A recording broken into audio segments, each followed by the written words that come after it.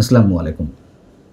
পুলিশের সাবেক প্রধান বেনজির আহমেদকে আদৌ দেশে ফিরিয়ে আনা সম্ভব কিনা, নাকি তাকে দেশে ফিরিয়ে এনে বিচারের মুখোমুখি করার একটা কৃতিত্ব নেওয়ার যে সুযোগটি সরকারের হয়েছিল সেই সুযোগটি হাতছাড়া হয়ে যাবে, তিনি আবারও অচিরেই মুক্ত জীবনে ফিরে যাবেন, এমন প্রশ্ন যখন জোরালো হচ্ছে তখন তার সম্পর্কে, বিশেষ করে তাকে আটককে কেন্দ্র করে নতুন নতুন তথ্য পাওয়া যাচ্ছে। প্রথমে আমরা জেনেছিলাম যে তাকে দুবাইয়ের একটি এয়ারপোর্ট থেকে আটক করা হয়েছে। এখন যেটা জানা যাচ্ছে তাকে দুবাইয়ের এয়ারপোর্ট থেকে নয়, বরং একটি শপিং মল থেকে আটক করা হয়েছে। এবং ভেরি ইন্টারেস্টিং যে তাকে ধরিয়ে দিয়েছেন তারই এক ঘনিষ্ঠ বন্ধু, যিনি কিনা চট্টগ্রামের আওয়ামী লীগ বিরোধী একটি রাজনৈতিক দলের সঙ্গে ওতপ্রোতভাবে জড়িত।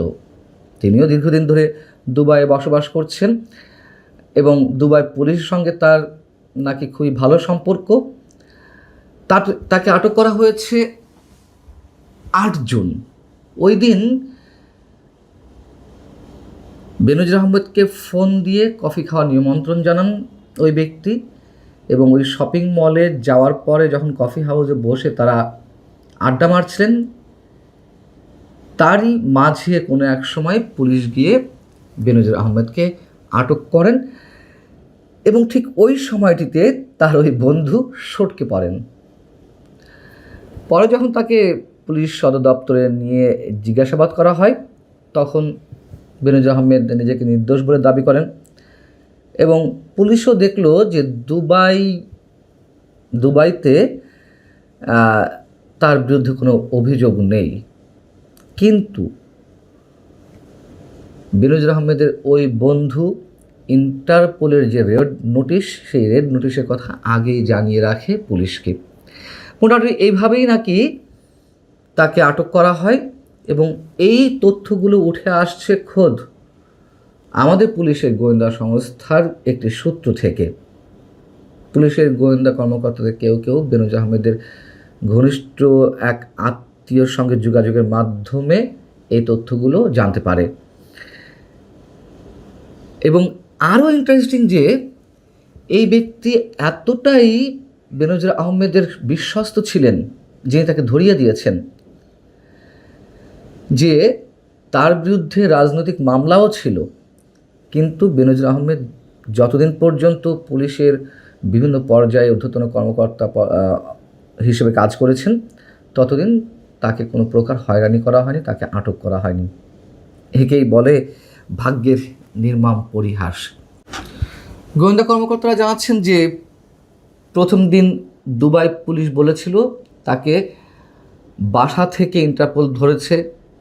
পরবর্তীতে জানা গেল যে না, দুবাইয়ের একটি এয়ারপোর্ট থেকে তাকে আটক করা হয়েছে এবং সর্বশেষ পর্যায়ে যেটা জানা যাচ্ছে যে তাকে শপিং মলের একটি কফি হাউস থেকে আটক করা হয়েছে।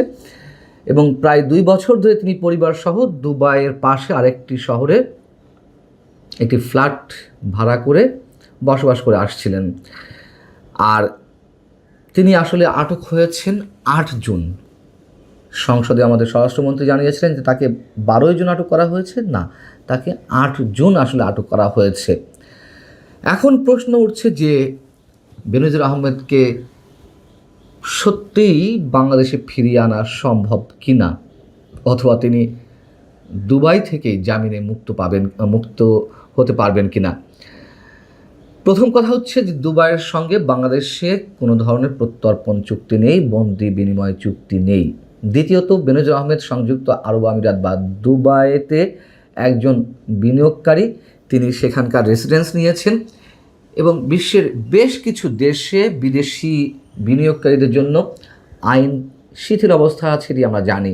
সংযুক্ত আরব আমিরাতেও এই ধরনের উদাহরণ রয়েছে। সবচেয়ে বড় উদাহরণ হচ্ছে, আপনাদের নিশ্চয়ই মনে আছে, 2023 সালে সংযুক্ত আরব আমিরাতের স্বর্ণ ব্যবসায়ী বাংলাদেশের নাগরিক রবিউল ইসলাম বা আরাফ খান নামে যাকে অনেকে চিনে থাকেন, তার বিরুদ্ধেও ইন্টারপোল রেড নোটিশ জারি করেছিল। তিনি এক পুলিশ সদস্য হত্যার আসামি, কিন্তু তাকে ফিরিয়ে আনা সম্ভব হয়নি। কেন? তারও অন্য দেশের নাগরিকত্ব রয়েছে এবং ভারতীয় পাসপোর্ট থাকার কারণে বাংলাদেশ পুলিশ তাকে ফিরিয়ে আনতে পারেনি। তৃতীয়ত হচ্ছে বেনজির আহমেদের বিরুদ্ধে যে মামলাগুলো রয়েছে সেইগুলোর কোনোটি যদি দুবাই পুলিশের কাছে মনে হয় বা আদালতের কাছে মনে হয় যে সেগুলো রাজনৈতিক উদ্দেশ্য প্রণোদিতভাবে করা হয়েছে, তাকে ফেরত দিবে না। এবং আমরা জানি যে বেনজির আহমেদের বিরুদ্ধে দুর্নীতি সংক্রান্ত বেশ কয়েকটি মামলা রয়েছে, পাসপোর্ট জালিয়াতি সংক্রান্ত মামলা রয়েছে।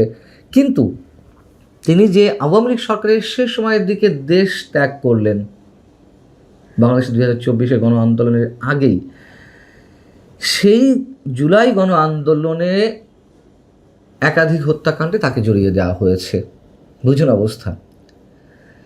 এবং সেই সুযোগটি এখন তার কাজে লাগবে, এই হত্যা মামলাগুলো, যে তিনি দেশেই ছিলেন না তার বিরুদ্ধে কীভাবে হত্যা মামলা হয়। চতুর্থত, যেটি অনেক বেশি ইম্পর্টেন্ট, বেনজির আহমেদ নিশ্চয়ই আমার আপনার মতন সাধারণ কোনো মানুষ নন। তার বিশ্বের বিভিন্ন পর্যায়ে যোগাযোগ রয়েছে, এটুকু চোখ বন্ধ করে বলে দেওয়া যেতে পারে। এবং দেশের মধ্যেও বিশেষ বিশেষ ব্যক্তির সঙ্গে, প্রভাবশালী ব্যক্তির সঙ্গে তার যোগাযোগ রয়েছে। অতএব আমরা ধরে নিতে পারি যে বেনজির আহমেদ তিনি হয়তো সেখান থেকেই জামিনে মুক্তি পাবেন বা বাংলাদেশে ফিরিয়ে আনা মোটামুটি এক প্রকার অসম্ভব। তারপরেও কিছু আসার জায়গা হয়তো সরকারের জন্য রয়েছে, যেমন দুই দেশের মধ্যে যে সিকিউরিটি কোঅপারেশন এগ্রিমেন্ট এবং agreement on the transfer of sentenced person, এই দুটি চুক্তি রয়েছে। সেই জায়গা থেকে দণ্ডপ্রাপ্ত পলাতক আসামি বাংলাদেশের কেউ যদি দুবাইতে থেকে থাকেন, তাদেরকে ফেরত আনার নজির দুই একটি ক্ষেত্রে রয়েছে। যেমন নরসিংদীর শিবপুর উপজেলার সাবেক চেয়ারম্যান হারুনুর রশিদ খান হত্যা মামলার যে আসামি মোহসেন মিয়া, তিনি পলাতক ছিলেন, তার বিরুদ্ধে ইন্টারপোলের রেড নোটিশ জারি করা হয়েছিল। তাকে 2023 সালের জুলাই মাসে হারুনুর রশিদ খান হত্যা মামলায় ফেরত আনা হয়। এর বাইরে আরও একজনের বিষয়ে আমরা এই ধরনের তথ্য জানতে পারি। কিন্তু এই বিষয়গুলো এখন কতটুকু কাজে লাগাতে পারবে বাংলাদেশ সরকার, এবং বিশেষজ্ঞরা বলছেন বিস্তর কূটনৈতিক যোগাযোগ এবং পুলিশের দক্ষতার উপরে সব কিছু নির্ভর করছে। যেখানে আমাদের স্বরাষ্ট্রমন্ত্রী জাতীয় সংসদে বেনজির আহমেদকে আটকের ঘটনাকে কেন্দ্র করে বলেছিলেন যে এটি বাংলাদেশ পুলিশের একটি ঐতিহাসিক দিক, বা বাংলাদেশ পুলিশ ঐতিহাসিক ভূমিকা পালন করেছে। সেক্ষেত্রে আসলে বাংলাদেশ পুলিশের কোনো ভূমিকাই ছিল না, এটুকু আমরা বলতে পারি। তবে এখন তাকে ফিরিয়ে আনার বিষয়